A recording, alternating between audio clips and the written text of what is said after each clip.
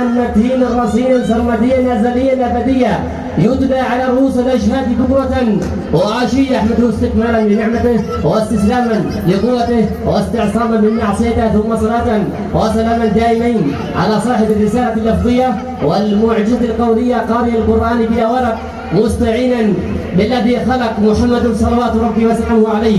ثم الحمد لله رب المشارق والمغارب خلق الإنسان من طين لازب ثم جعله نطفة من بين الصلب والترائب خلق منه زوجه وأنبت منهما الأبناء والأقارب ونصلي ونسلم على المبعوث رحمة للعالمين صلاة وسلاما إلى يوم الدين.